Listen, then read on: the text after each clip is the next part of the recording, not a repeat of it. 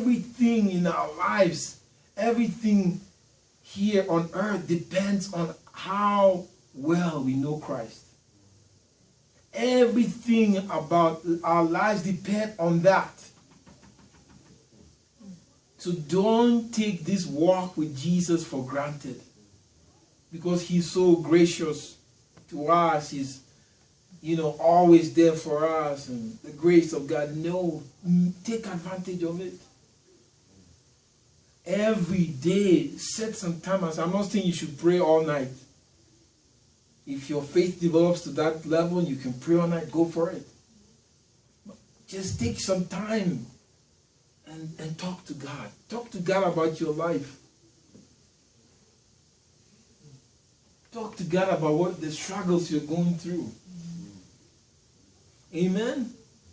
Talk to God about your fears. Because, Lord, it's scary. What do I do? I need your strength. You said I shouldn't be afraid.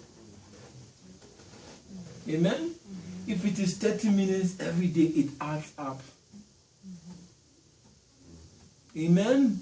Then before you realize, your appetite begins to what? Grow. It doesn't happen overnight, my friends. Initially, your flesh will be drawing you. Oh, come on. The bacon? Yeah, the bacon, the cheese. Swiss cheese, okay. And you wrestle through all of that until you gain focus. And it gets to a point where your spirit man is so excited. Because it's so good. Your spirit man now is found, how do I put this?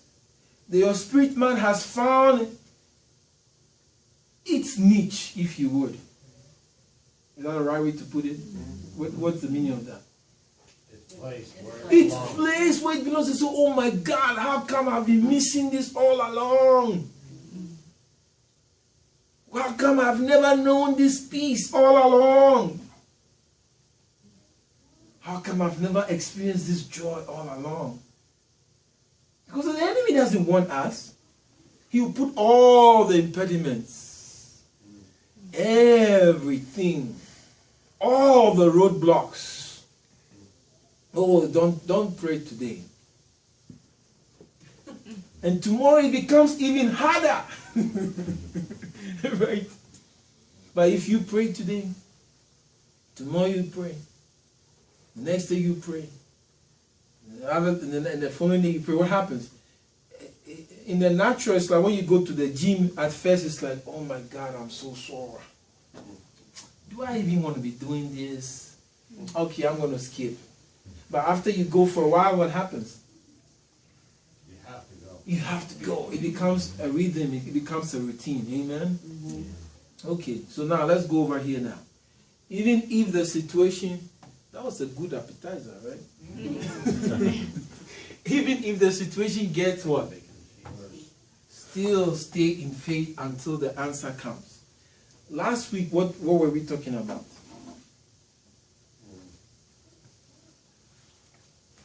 Let's refresh it. This message somehow ties into what we talked about last week. Now, let's go over there quickly. Last week, we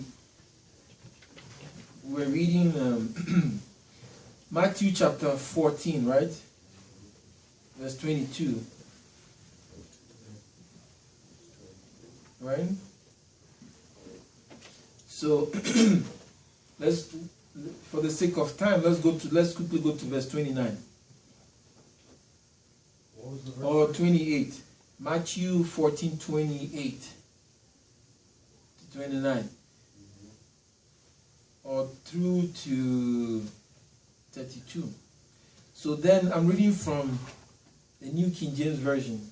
If that's not what you have, just listen, so you don't get distracted. It says, then Peter called to him, Lord, if it is really you, tell me to come to you, walking on the water. Yes, come, Jesus said. Peter asking Jesus to come to him on the water, right?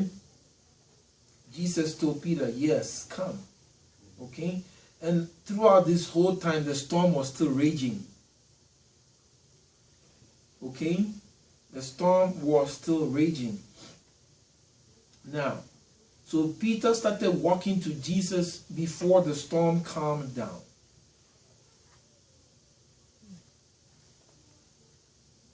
So how is that related to this?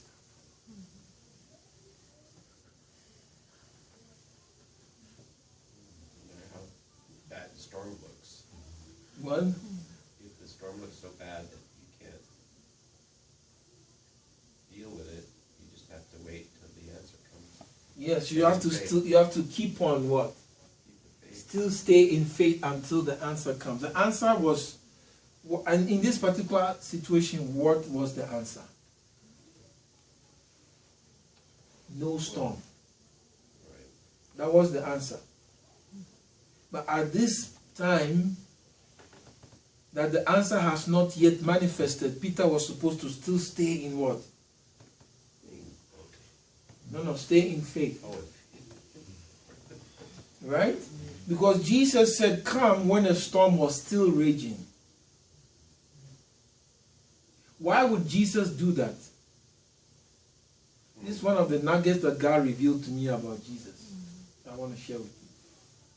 Why would he? Because you see the logical mind will say, okay, no, let's calm the storm now.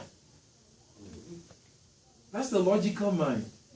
That's what we want. That's what we want. But when Jesus showed up, Jesus who created everything, the universe and the stars and the moon, all knowing Jesus shows up, and he never even touched the storm.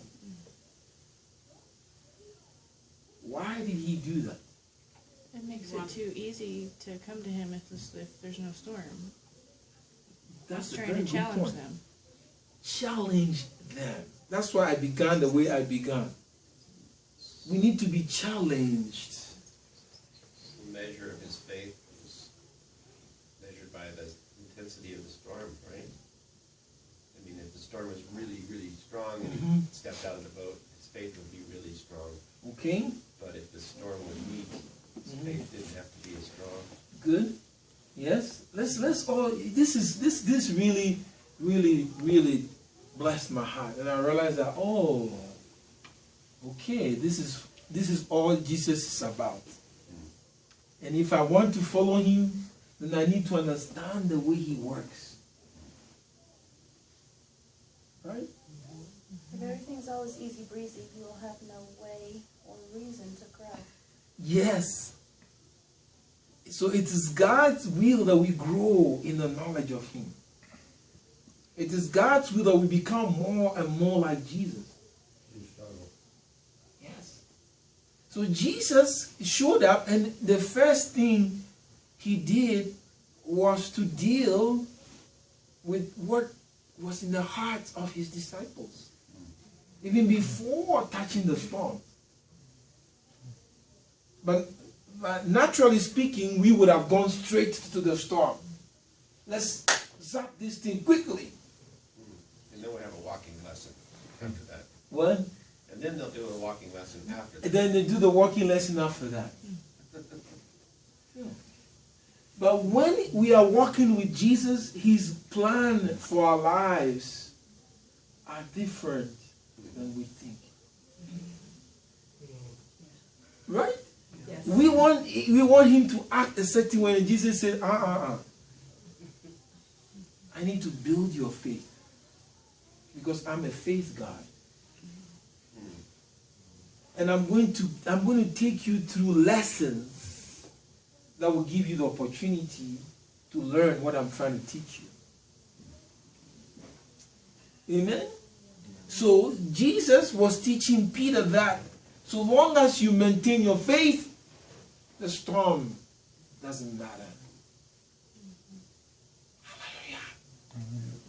So long as you maintain your faith in me, the storm doesn't matter.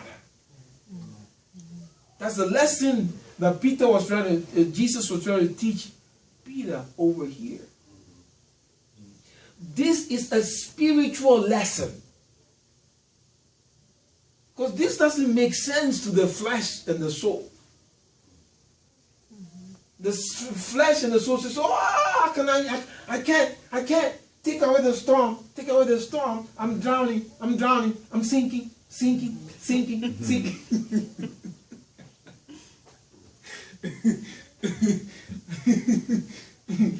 Right? The bottom is falling off. Don't you see me? Don't you see? But Jesus is saying, you have a lion DNA in you because I am the lion of the tribe of Judah and I want to see that DNA in manifestation. I don't like it when the enemy kicks you around all the time as if you are a what? Ragdoll. Huh? A ragdoll. A ragdoll. I don't like it, my son. I don't like it, my daughter. Rise up. Comprende? So that's what, yes. I just think not that I can do this, but we're to get to the place where we see beyond our physical circumstances. That, you know, Jesus takes us to a whole different plane that because of the authority that we've been given. Yes. And if we're pulling the kingdom of heaven down onto earth, we just have to get to the place where the things that are around us in the physical realm just don't move us as much as where Jesus is calling us. Yeah. Now, walking that out is the big challenge. Yes. But bit by bit, I think it's like walking on the water. Once you try it, you see, I didn't sink the first 2 steps. That's right. Then you take 4 next time. That's right. So, That's why I don't want us to wait till June before we say, oh no, it's all the way halfway through the year. Oh my God, what am I doing? No. Now, pray when you are not seeing anything. Pray when it's hurting. Don't wait to feel good before you start praying. Because you're developing your spirit. That you are cultivating that lion DNA that is in you. You are cultivating the giant that is in you. That's what you're doing. But in our culture, what happens here? If you don't feel it, feel it. I feel good. So I want to pray. Is it okay if I'm a little theatrical today? Of course.